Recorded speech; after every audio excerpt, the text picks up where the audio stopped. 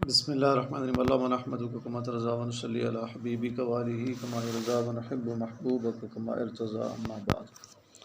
صلی اللہ علی حبیبی محمد و آلہ وسلم۔ ناظرین محترم، آج کی نشست میں ہم انشاءاللہ حضرت عمر رضی اللہ تعالیٰ عنہ کی ذات اطہر کا، ذات مقدس کا تھوڑا تعارف مزید پیش کریں گے۔ حضرت عمر رضی اللہ تعالیٰ عنہ کی ہجرت۔ حضرت عمر رضی اللہ عنہ کی ہجرت کا واقعہ بھی کافی عجیب ہے، جس سے ان کی شجاعت اور بہادری کا بخوبی اندازہ ہوتا ہے۔ حضرت مولا کائنات مولا سیدنا علی بن ابی طالب علیہ السلام فرماتے ہیں کہ اول ہر شخص نے خفیہ طریقے سے ہجرت کی، مگر جب حضرت عمر رضی اللہ عنہ نے ہجرت کی تو اس شان سے کی، تلوار گلے میں ڈالی اور کمان ہاتھ میں لی، بڑی تعداد میں تیر ساتھ لیے، سب سے پہلے مسجد میں اطمینان سے طواف کر کے نماز پڑھی، پھر کفار کے مجمع کی طرف گئے اور فرمایا جس کا دل چاہے کہ اس کی ماں اسے روئے اور اس کی بیوی رانڈ ہو یعنی بیوہ ہو، بچے یتیم ہو، وہ مکہ سے باہر آ کر عمر کا مقابلہ کرے۔ یہ فرما کر تشریف لے گئے، کسی کی بھی ہمت نہ ہوئی کہ آ کر مقابلہ کرتا، لیکن اس شجاعت اور بہادری کے باوجود نبی اکرم صلی اللہ علیہ وسلم کے انتقال کی خبر پر حیرانگی اور پریشانی آپ کی جب انتقال، آپ کی ذات اطہر کا وصال ہوا، آپ صلی اللہ علیہ وسلم کی ذات اطہر کا، حیرانگی اور پریشانی کا یہ عالم تھا کہ ننگی تلوار ہاتھ میں لے کر کھڑے ہو گئے۔ اعلان کیا کہ جو شخص بھی یہ کہے گا کہ حضور صلی اللہ علیہ وسلم کا وصال ہو گیا، میں اس کی گردن اڑا دوں گا، بلکہ حضور اکرم صلی اللہ علیہ وسلم زندہ ہیں اور اپنے رب سے ملاقات کے لیے تشریف لے گئے۔ علماء نے لکھا ہے کہ اس کی وجہ کیا تھی کہ حضرت عمر رضی اللہ عنہ کیوں تلوار لے کر کھڑے ہوئے، تو اس سے اسلام کا ایک بنیادی عقیدہ حیات النبی صلی اللہ علیہ وسلم کی بھی ایک بہت بڑی دلیل ہے کہ در حقیقت یہ ہے کہ حضرت عمر رضی اللہ عنہ حضور اکرم صلی اللہ علیہ وسلم کے قلب مبارک کو دیکھ رہے کہ آپ کا قلب مبارک تو جاری ہے، تو یہ لوگ کیسے کہہ رہے ہیں کہ آپ کا وصال ہو گیا، صحابہ اکرام کیسے کہہ رہے ہیں؟ تو جناب حضرت ابوبکر صدیق رضی اللہ عنہ نے پھر سمجھایا کہ اللہ کے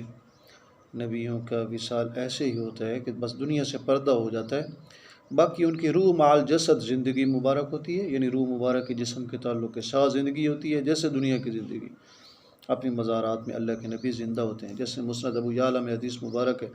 الانبیاء احیاء فی قبورہم یصلون، کہ اللہ کے سارے نبی اپنی مزارات میں زندہ ہوتے ہیں، یصلون نمازہ پڑھتے ہیں۔ مسند ابو یعلا میں امام ابو یعلا رحمۃ اللہ علیہ نے یہ حدیث مبارک نقل کی اپنی مسند میں۔ تو اس لیے یہ بہت بڑی دلیل ہے عقیدہ حیات النبی صلی اللہ علیہ وسلم کی ذات، سبحان اللہ، کہ حضرت عمر رضی اللہ عنہ تلوار لے کر کھڑے ہو گئے تھے۔ فرمایا کہ جو شخص یہ کہے گا کہ حضور صلی اللہ علیہ وسلم کا وصال ہو گیا، میں اس کی گردن اڑا دوں گا، بلکہ حضور اکرم صلی اللہ علیہ وسلم تو زندہ ہیں، اپنے رب سے ملاقات کے لیے تشریف لے گئے۔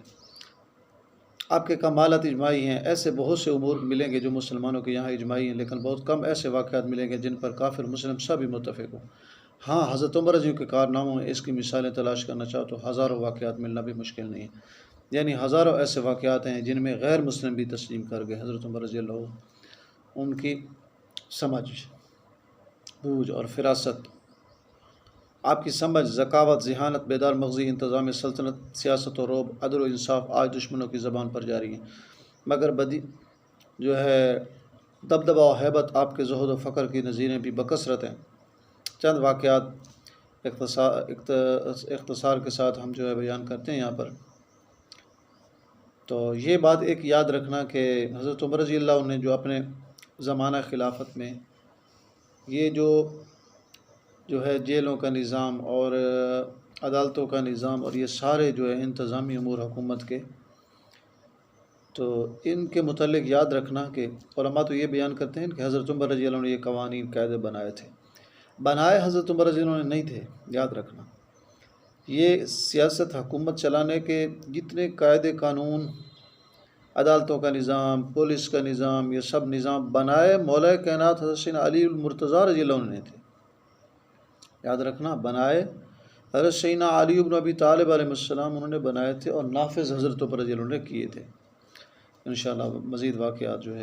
پھر بیان کریں گے۔ آخر دعوانا الحمدللہ رب العالمین۔